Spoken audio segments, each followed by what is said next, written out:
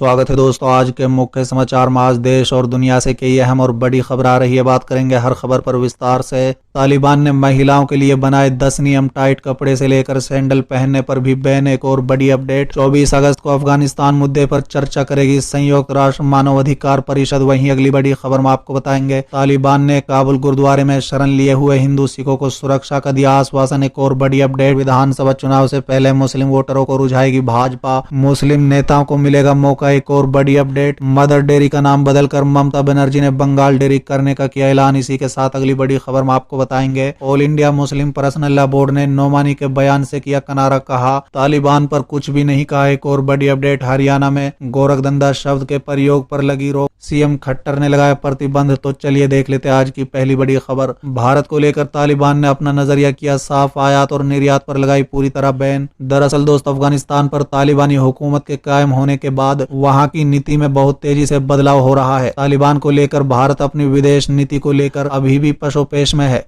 लेकिन तालिबान का नजरिया बिल्कुल साफ हो चुका है। दोस्तों बता दें, तालिबान ने भारत के साथ हर तरह के आयात और निर्यात पर बैन लगाने का फैसला किया है। बता दें कि FIO यानी federation of India export organisation के director general doctor Ajay Sahay ने न्यूज एजेंसी NI से कहा है कि तालिबान ने कार्गो मूवमेंट को रोक दिया है। ये व्यापार पाकिस्तानी ट्रांजिट रूट के जरिए होता था। दोस्तों बता दें कि ट्रांजिट रूट मूवमेंट पर रोक के कारण अफगानिस्तान से होने वाले आयात निर्यात पर पूरी तरह रोक लग चुकी है। अजय सहाय ने कहा है कि अफगानिस्तान से होने वाला आयात पाकिस्तान के ट्रांजिट रूट के जरिए होता था। बता दें कि अफगानिस्तान भारत का काफी गहरा दोस्त रहा है। दोनों देशों के बीच गहरे व्यापारिक संबंध भी हैं। भारत ने वहां पर हजारों करोड़ का निवेश भी किया है, लेकिन तालिबान के कब्जे होने के बाद हालात नाजुक हैं। पिछले दिनों वित्त मंत्री निर्मला सीतारमण से जब इस संबंध में सवाल पूछा गया था तो उन्होंने बस इतना ही कहा था कि इस संबंध में अभी कुछ कहना जल्दबाजी होगी। भारत और अफगानिस्तान के बीच व्यापारिक संबंध की बात करें तो 2021 में अब तक भारत ने अफगानिस्तान को $835 मिलियन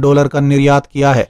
इस दौरान अफगानिस्तान से भारत ने $510 मिलियन का आयात भी किया है। सहाय ने कहा है कि व्यापार के अलावा भारत ने वहां $3 बिलियन यानी करीब 22,000 करोड़ रुपए का भारी भरकम निवेश भी किया है। अफगानिस्तान में करीब 400 ऐसे प्रोजेक्ट हैं जहां भारत का निवेश लगा है। चलिए अगली खबर, 14 अगस्त को अफगानिस्तान मुद्दे पर चर्चा करेगा संयुक्त राष्ट्र मानवाधिकार परिषद। दरअसल दोस्तों, अफगानिस्तान पर तालिबान के कब्जे के बाद अफरा तफरी का माहौल है। चुनिंदा देशों को छोड़कर अमेरिका, भारत और सऊदी अरब समेत अन्य देश या तो अपने दूतावासों को बंद कर अपने लोगों को वहां से निकालना चाहते हैं या निकालने का काम कर रहे हैं। वहीं संयुक्त राष्ट्र मानवाधिकार परिषद 24 अगस्त को अफगानिस्तान मुद्दे पर चर्चा के लिए एक विशेष सत्र आयोजित करेगा। दोस्तों बता दें, तालिबान ने महिलाओं को सरकार में शामिल होने का न्योता दिया है।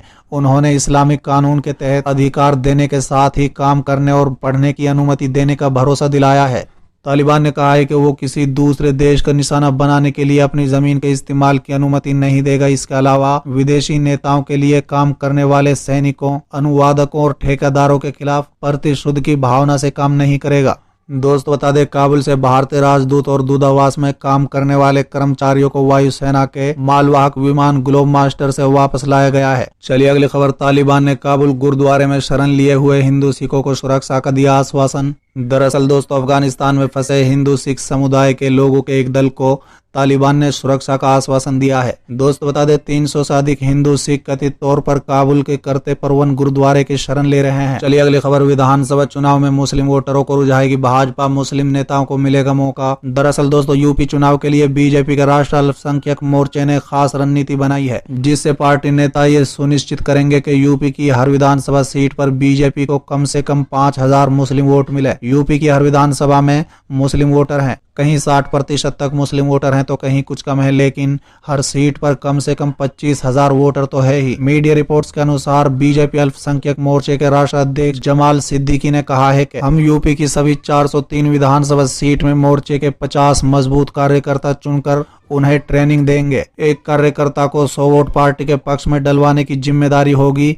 तो इस तरह अल्पसंख्यक मोर्चा हर एक सीट पर 5000 मुस्लिम वोट की जिम्मेदारी ले रहा है। उन्होंने कहा है कि यूपी में हर सीट पर कम से कम 25,000 मुस्लिम वोटर हैं। सिद्दीकी ने इस मुद्दे पर आगे बात करते हुए कहा है कि कार्यकर्ताओं को इसके लिए ज्यादा दूर जाने की भी जरूरत नहीं है। चलिए अगली खबर, मदर डेयरी का नाम बदलकर ममता बनर्जी ने बंगाल डेयरी करने का किया ऐलान। दरअसल दोस्तों, पश्चिम बंगाल की सीएम मुख्यमंत्री ममता बनर्जी ने दूध और डेयरी उत्पाद कंपनी मदर डेयरी का नाम बदलकर बंगाल डेयरी कर दिया है। दोस्तों बता दें कि उन्होंने बुधवार को राज्य सचिवालय नबन्ना में एक संवाददाता सम्मेलन में ये घोषणा की। वरिष्ठ अधिकारी का कहना है कि ममता बनर्जी बंगाल डेयरी का नाम बदलकर इसी बंगाल के ब्रांड के रूप में स्थापित करने की योजना बना रही है। दोस्तों बता दें, ममता बनर्जी ने बुधवार को कहा है कि हम मदर डेयरी को बंगाल डेयरी बनाएंगे। बता दें कि ममता बनर्जी ने पश्चिम बंगाल का नाम भी परिवर्तन कर बंगला रखने का प्रस्ताव भी केंद्र सरकार को दिया है। हाल ही में पीएम नरेंद्र मोदी से मुलाकात के बाद ममता बनर्जी ने फिर से ये मांग दोहराई थी।